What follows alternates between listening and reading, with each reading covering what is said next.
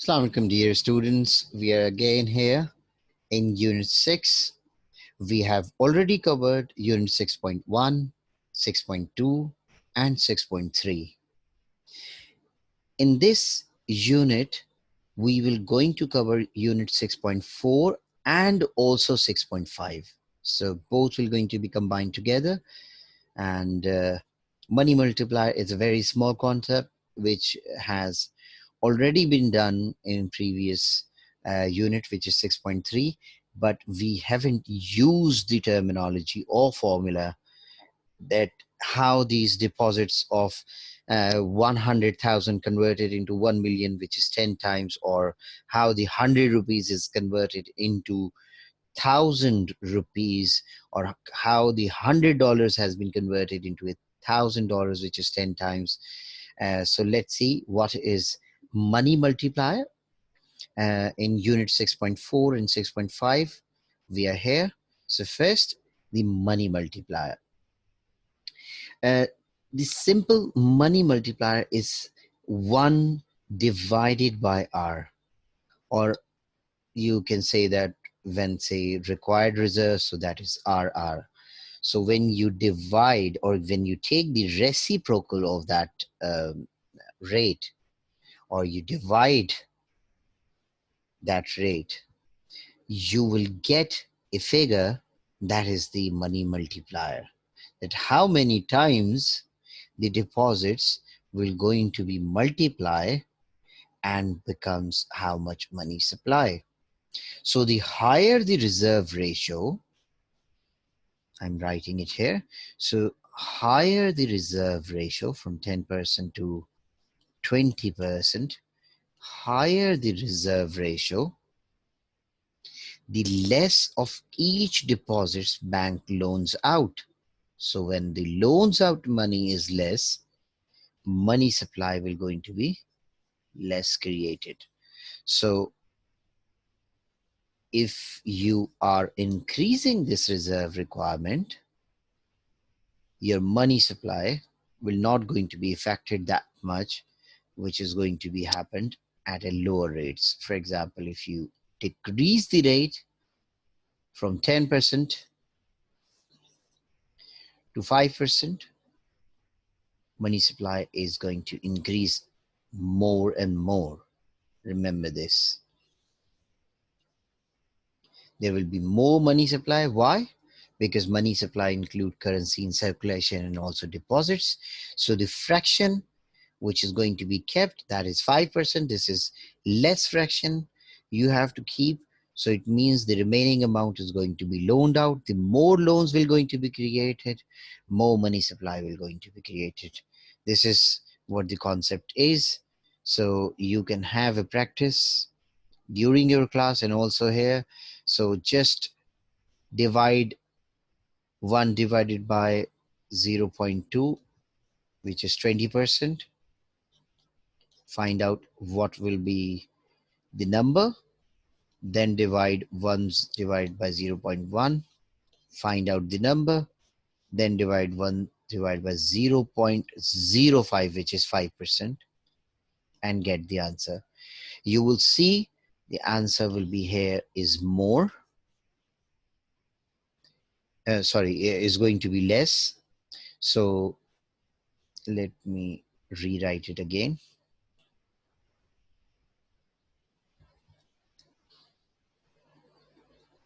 So what you have to do, you have to find out 1 divided by RR, which is required reserve, is the formula for money multiplier. So first try to find out 1 divided by 0.2. Money supply will be less as compared to 1 divided by 0.1, which is 10%. So as you are decreasing the rate from 20% to 10% to 5%, money supply will start rising more and more. Just try to find out here 1 divided by 0.05 will give you more multiplier or a more number or a higher number than this one, which is 20%. So you just keep doing it. Here we have solved one example, 10%. So 10% becomes 10 times. Definitely when you increase to 20%, it should be less than 10. And when it is 5%, it should be more than 10. So one time it becomes 5 and the other time it's going to become 20. But use your calculator and try to find out on yourself.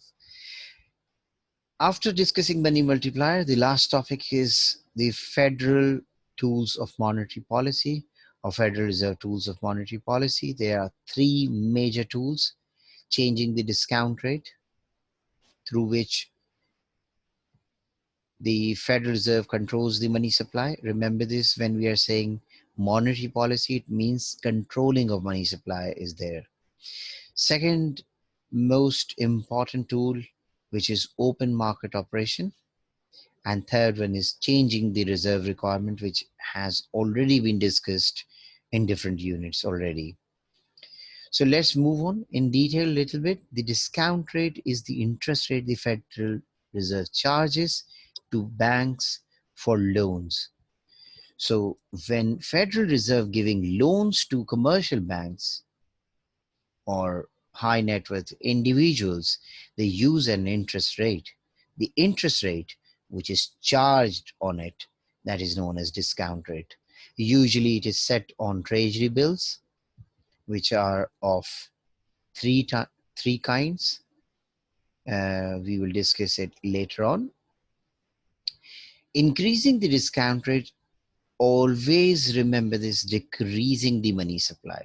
So when discount rates will going to rise, interest rate in the economy will going to rise, and this will discourage many person to take loans, because higher interest rate, people will not going to borrow money, but they will going to deposit more money. So the money supply will going to decrease. Remember this. So increasing the discount rate decreases the money supply. There's an inverse relationship of money supply and discount rate. Vice versa, if you decrease the discount rate, it will increase the money supply. Next tool is open market operation, where Fed conducts the open market operation by offering their government bonds, which is known as treasuries in general. Um, Let me just write it. We have treasuries.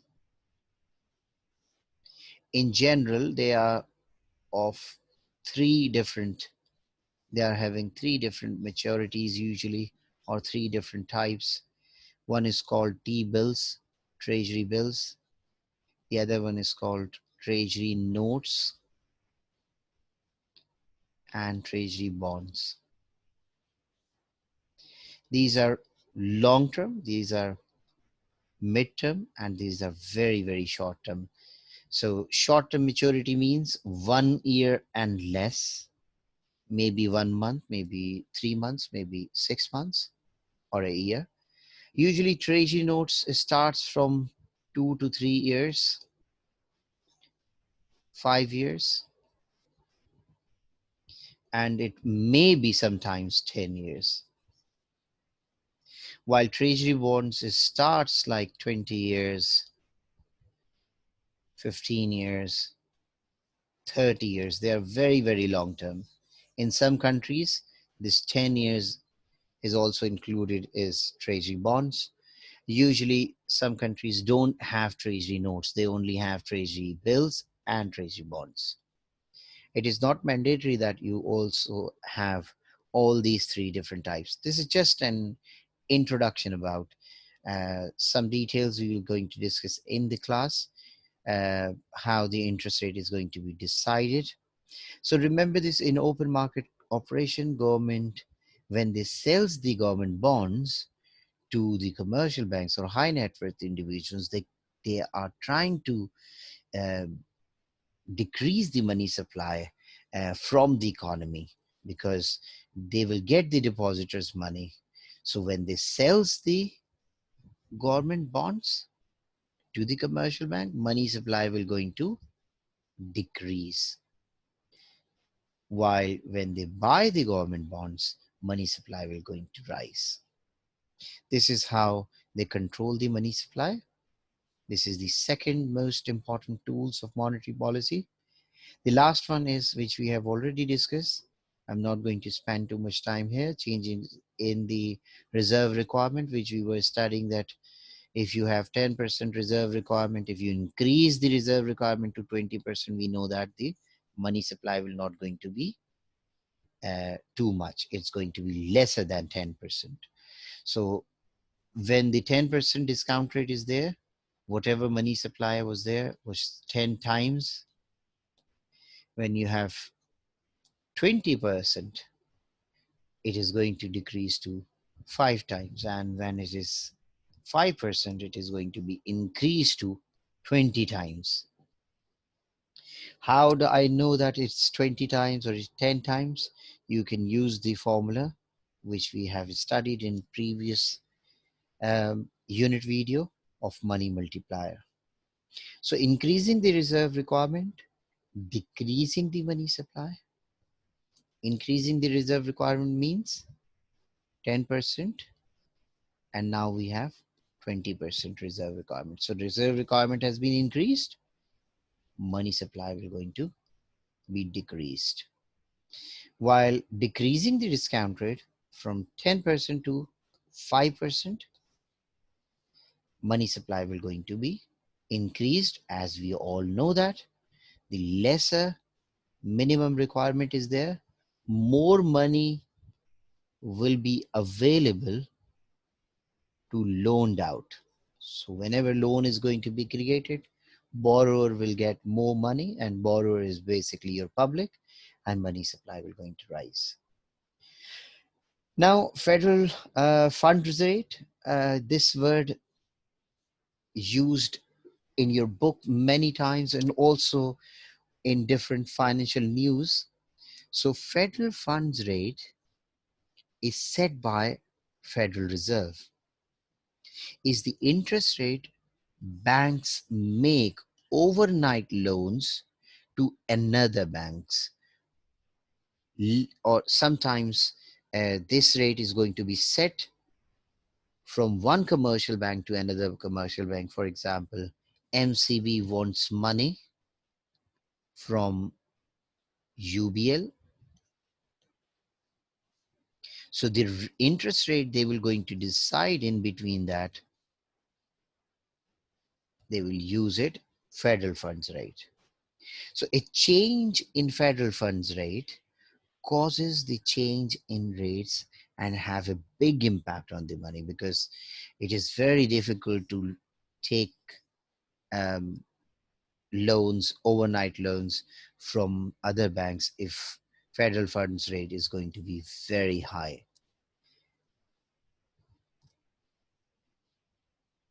On your screen, we have taken the data from Fred, as we have already discussed about this website. So you can go to this Fred website. Here is the name of the website. The blue line shows the 30-year fixed rate on mortgage. Okay, so it is written here. When you check the effective federal funds rate and also the 3-month treasury bills rate, which is a short term, as we have already discussed, there are 3 different types: treasury bills, treasury notes, and treasury notes. So 3 months is less than 1 year, or a year is known as treasury bills. It's almost similar. It's almost, there's hardly gaps you can see in between that. Just look at here, hardly a gap.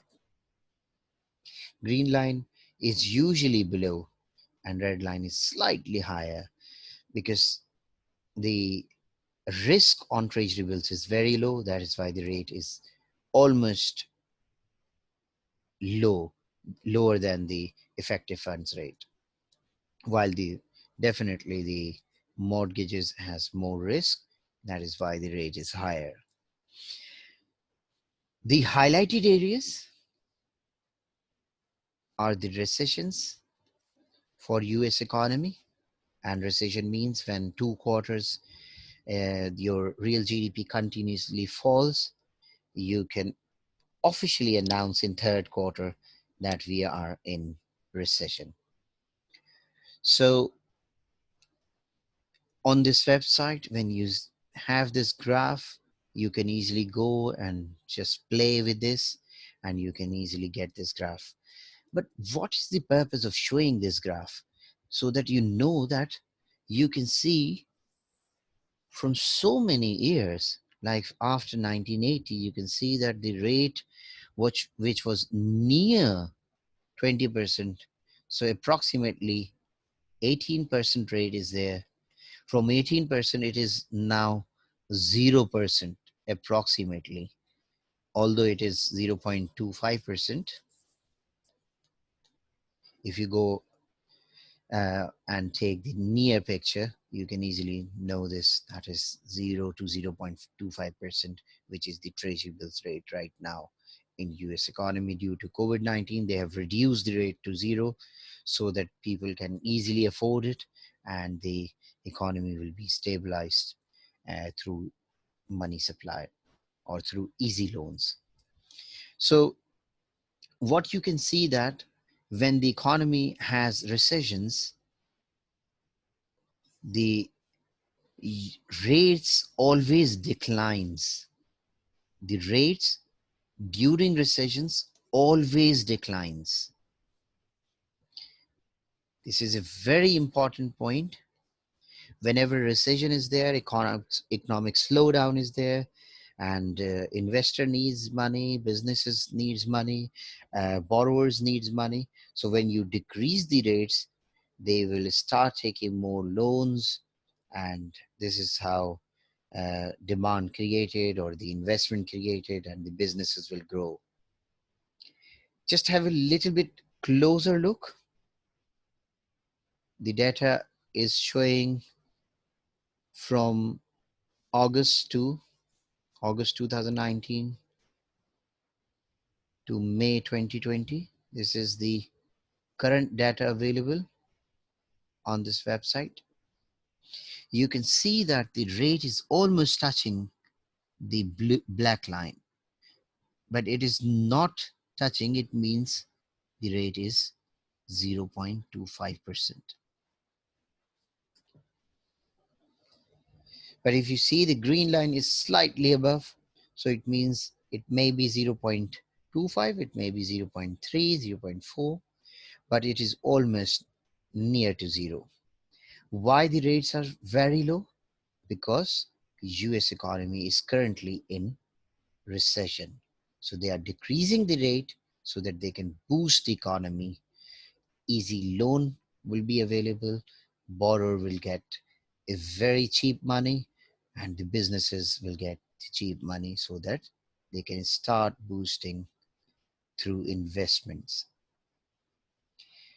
Books reference are there. Here our unit is complete and you can go through the YouTube resources which are given here one by one. Watch those videos, try to learn more, and websites are also there. These are a kind of notes available, and thank you very much, and hopefully we will see you in next unit. I hope you like this video and thank you very much.